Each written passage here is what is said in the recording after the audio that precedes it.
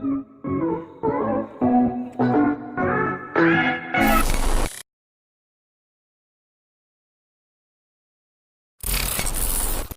everyone, welcome back to my another vlog video. आं दंफैयो माबायाव नामेरियाव तेजपुर नामेरियाव मोनसे रिजर्टआव थादों मिउजिक भिडिअ शुटनि थाखाय ओमफ्राय आङो मैया भिडिअ लायासै ओमफ्राय आङो माने ब्लग खेबथ'आ होननानै सानदोंमोन स' आं भिडिअखौ खेबथ'आखैमोन ओमफ्राय आं दिनैनिफ्राय खेबनो सानबाय ओमफ्राय दा जोंना मेकआपआ जोबखाबाय ओमफ्राय आं मैया फैनायनि मोननैसो माने भिडिअ खेबबोदोंमोन आं बेखौ दा देखायनोसै नोंथांमोना नायलांबाय थादो नामेरि खान'खाया थाबोबाय नै जोङो फैबाय नै दिनै नाङै दस्रा मा बुंथिदों नों मा बुंथिबाय थादों बे ब्लग मारिग्राफोरखौ बुंथिगासिनो बे गावहा भिडिअ खालामनानै फैसा मोनो नालाय साला ओमफ्राय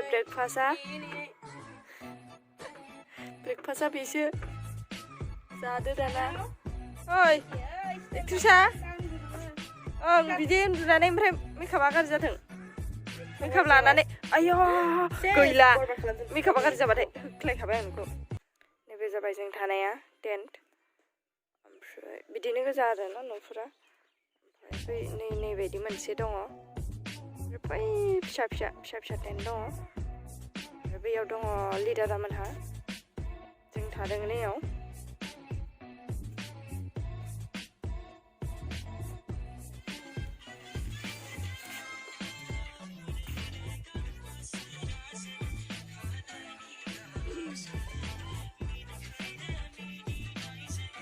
जों थांगासिनो दाना लकेसनाव रिजर्टनिफ्राय खैथा जाखो जानला होनबाय थानाया मोनसिगोन 9टा 7टा होननाया 9टा एदेखौ मालाय माबा फिसा मिनि केमेरा जारो केमेरा नानि केमेरा ओइ जारो हा 30आव थांगोन 30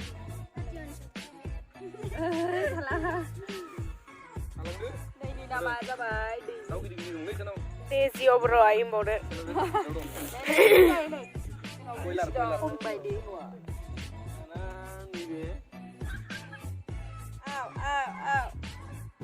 Di manusia, Desi. Di manusia Desi. Nih. Ang belagu mentok, payang. Ay. जोङो permission नेबाय थादोंमोन permission मोनबाय ओमफ्राय आं मान लादों नोंलाय नों गावनिखौ बुंदा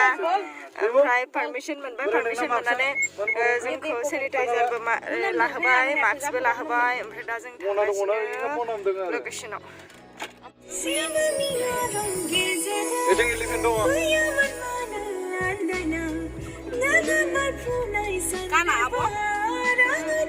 जों सफैबाय नै लकेसनाव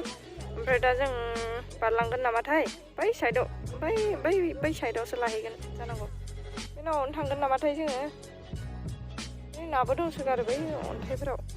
बायै दङ नाफ्रा जोख्लायदोलाय दैमु बेखौ दादागिरिखौ जोख्लायदो बैयाव गोथौथार दैया बिराद नै दा सेनिटाइज खालायनांगौ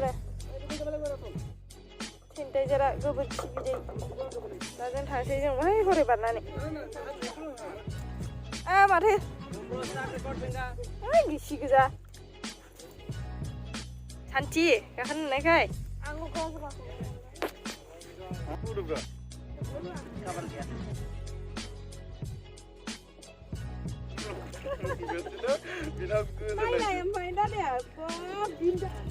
सफैबाय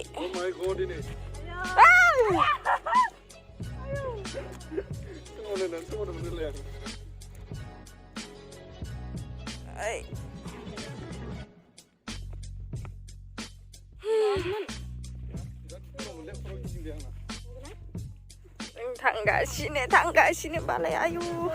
जों थांगासिनो मा सहैगोन मिथिया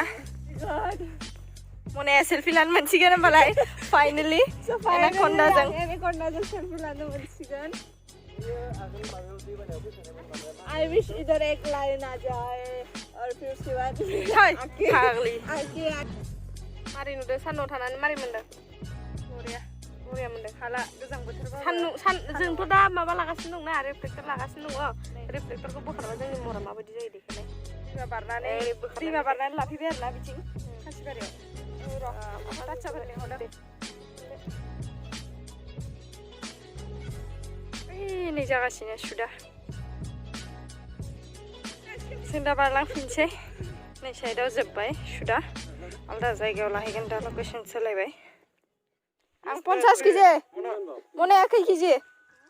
आं 50 केजि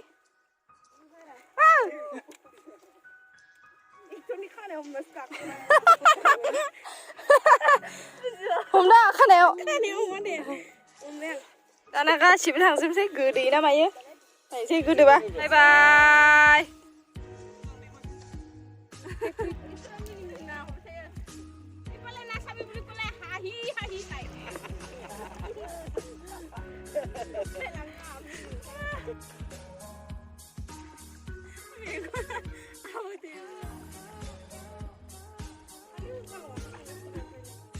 जोङो रिजर्टआव सफैफिनबाय बेयाव जोङो ओंखाम जानोसै ओंखाम जानानै थांफिनगोन लकेसनाव रुमाव थांगासिनो र' एसे रेस्ट लानि जों ओंखाम जाखांबाय ओमफ्राय ओंखाम जानायनि थाबावनो ब्लग सग खेबनो रोङासै ओमफ्राय दा आलदा लकेसनाव थांबावनोसै बिराद मोजां खामानि मावदों बे जाबाय जोंनि गारिया बेयाव दङ जोंनि गयखौ जानोसै अबाय दोनदों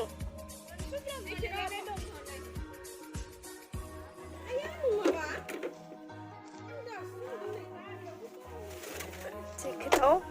गय बबेयाव गय ओइ आं मोनाखै दे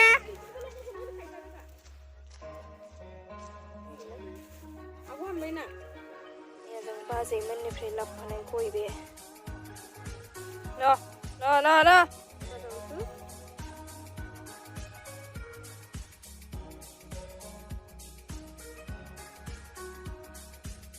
सफैबाय लकेसनाव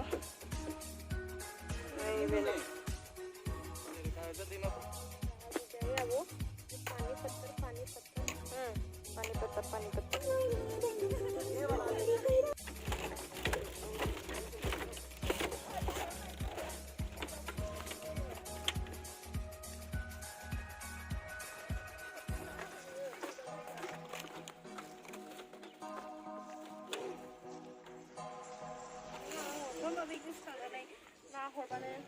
मा गोसोखांदों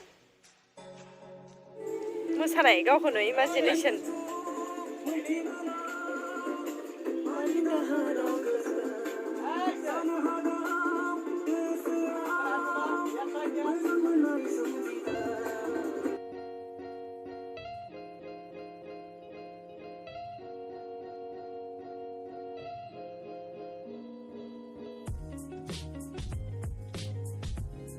जोंना सुदा दिनै जोबथ'सिगोन सानलाइट गैला हाबबाय साना ओमफ्राय लास्ट शुट मोनसे लाबाय बैयाव लागासिनो बेयाव लाखांनानै जों थांगोन अ नाइट शुट हे नाइट शुट दंबावो सेस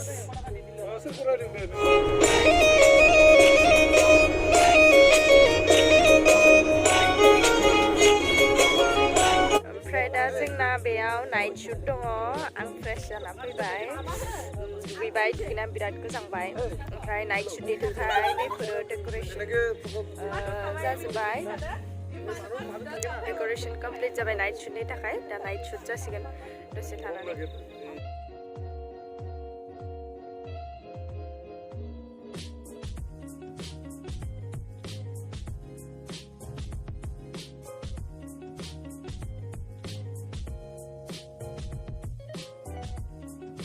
जोंना नै नाइट शुटआ सोलिगासिनो दा जों गोजांनानै हाला जिरायगासिनो सासेया भिडिअ कलाव रायलायगासिनो